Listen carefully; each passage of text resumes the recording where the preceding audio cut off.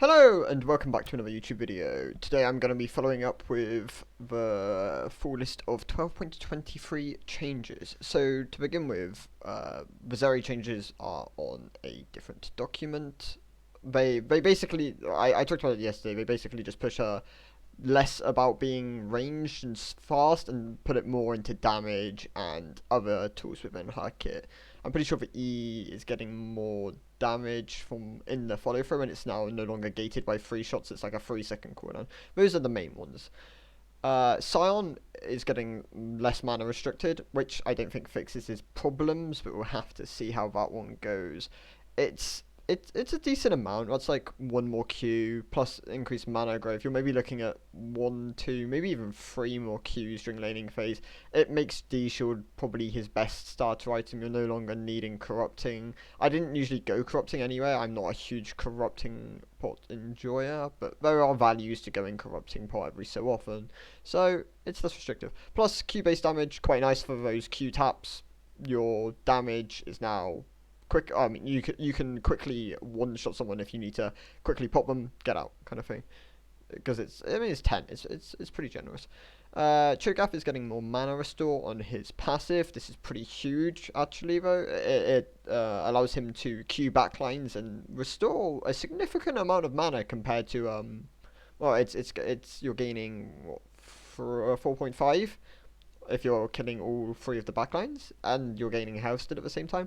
That's a decent chunk of mana. This is going to allow him to maybe Q once or twice, like cast his abilities maybe once, twice, maybe even 3 times more in laning phase. Pretty good. It makes him a lot more sustainable as well. So that's a huge chain. Really good for mid Cho'Gath as well. If you're going like an AP style build where you can just one pop backlines, maybe even front lines if you're going DMAT. So that might be worth trying. This one's huge. You might W max on Cho'Gath if you're going if you're Arcane Comet Cho'Gath over Grasp because you're into maybe like a T-mill or something. Then W max is probably going to be the way to go. R cooldown is also really huge. This is more stacks for him. This benefits Heartsteel as well as it benefits most. I mean, it benefits all tank items technically because you're gaining more health out of it if you're using armor often. It allows you to definitely cycle it within team fights.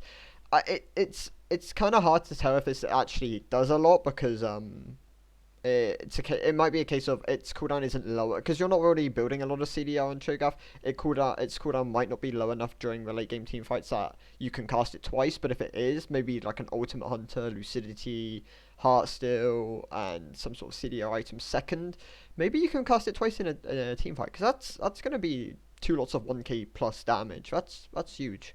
So we'll have to see how that one goes. Amumu health growth, very nice, very. This is low elo skewed. Q mana cost going up. They don't want Amumu support to become too strong. They're nothing his E base damage by 5, not a lot. It'll be very minimal during laning phase, and they're buffing it by 15 late, so benefits E max Amumu, which jungle E maxes support Amumu Q maxes. His W is going up by a considerable amount in the target's max percent HP. So if Silent Trigger being played more, this is huge because it makes him even better at tank draining. Plus Sunfires is being buffed. Maybe Amumu becomes meta. There is a chance something like a Jack-Show Demonic Sunfire trio could be really strong next patch. Definitely something to try if you enjoy playing Amumu jungle. Kayn is being buffed with his passive on Shadow Form, so this will be the magic damage you do.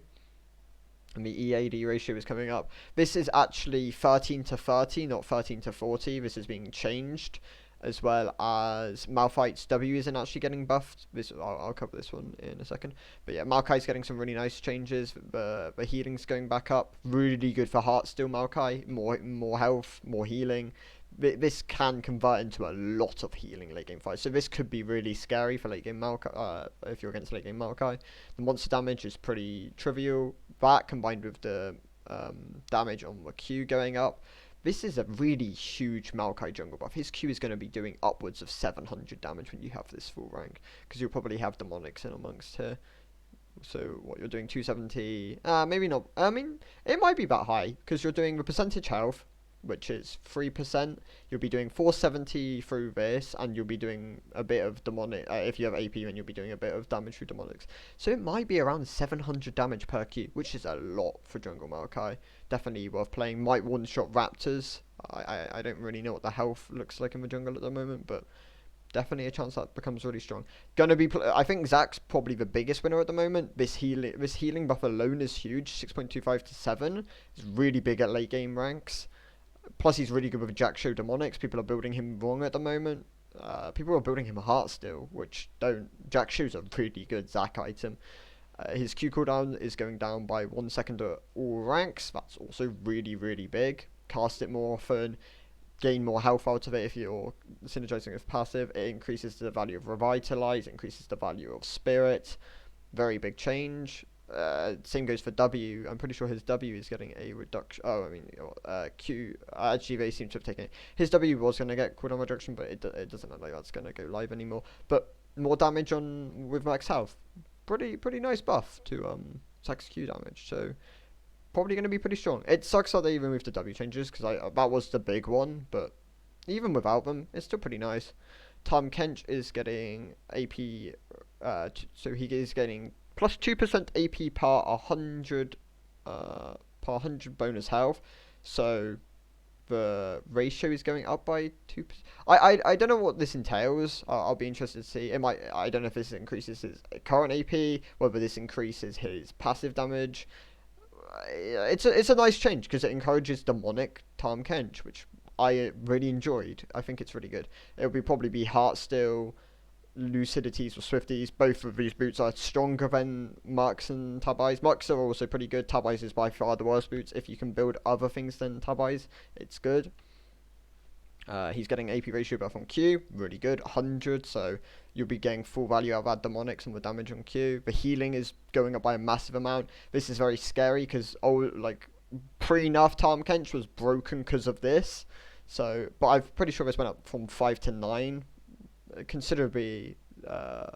Still considerably less, but still pretty strong. WAP ratio going up as well. Another huge buff. 125% is a lot of damage. Yeah, W is a hard to land skill shot, but if you can, and if you're doing it from a bush onto your laner, that's so much damage if you have demonics at the time. E shielding is going up by a fairly small amount. It's still a nice quality of life. Your shield bash will be good with this because it does more damage based on you gain more damage based on the amount of shielding you get, so it's pretty good. And the RAP ratio is going up, which is also really nice. More damage on R, more percent health damage. Who knows, maybe he becomes a counter to tanks with Demonic Burn and his R being really, really high in percentage of damage. The R shield duration is going down from 2.5 to unlimited, but decays by 200, which is a buff.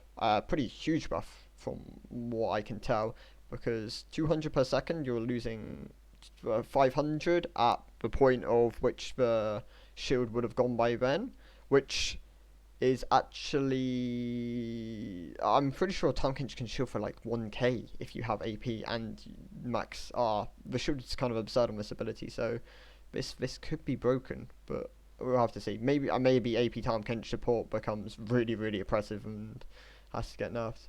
Yeah, Malphite is gaining E damage, and so the W changes were removed. The E damage is going up from 60 to 200 to 70 to 230. 10 to 30 is really nice.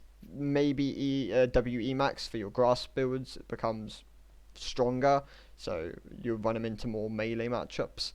Plus the armor's going up, so AD melee matchups even better into Aurelia. Already countered Aurelia, but this massively helps. Plus the mana cost is going from 50 to 70 down to 50 flat, which maybe we'll see Emax first Malphite. There is a chance, unlikely though, but still a chance.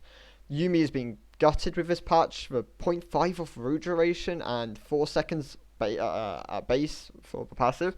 These are really, really harsh Yuumi nerfs. I'm surprised she's being nerfed. She's a very sub-average champ at the moment. Maybe they're scared of Zeri Yuumi combo becoming really strong, so they're planning on nerfing Yuumi, seeing how the Zeri changes go, and then buffing her back up if they're not too strong.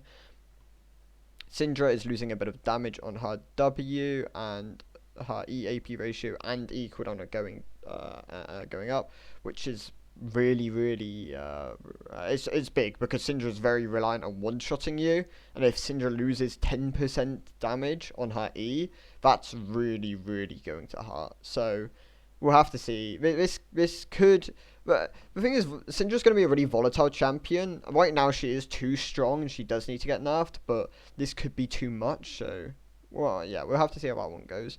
Mordekaiser is being slapped in the face. I think this kills Mordekaiser jungle. It's very sad because I think Mordekaiser jungle has only just got a chance to shine at the higher levels, but I guess Riot don't want it. They're massively nothing the monster cap. This makes taking objectives significantly harder. Plus, makes small camps, and it lowers your speed. It lowers your clear damage significantly. It does so much to hurt him. I can't state enough how much this is going to just slap Mordor jungle in the face. This is probably a 5% win rate loss. I think this kills it. Shyvana is getting a pretty hefty nerf. This hurts her AD build the most, and then her tank build, and then full AP obviously. I mean, yeah, she's strong at the moment, but it's mainly because of the champs which are being played at the moment, which are just really healthy tanks, which lose into demonics, have percent health. So it's rough, and it hurts top Shyvana, which I really enjoy playing, but it's kind of dead at this point anyway, so fair enough. Trundle is losing a bit of attack speed. That feels bad.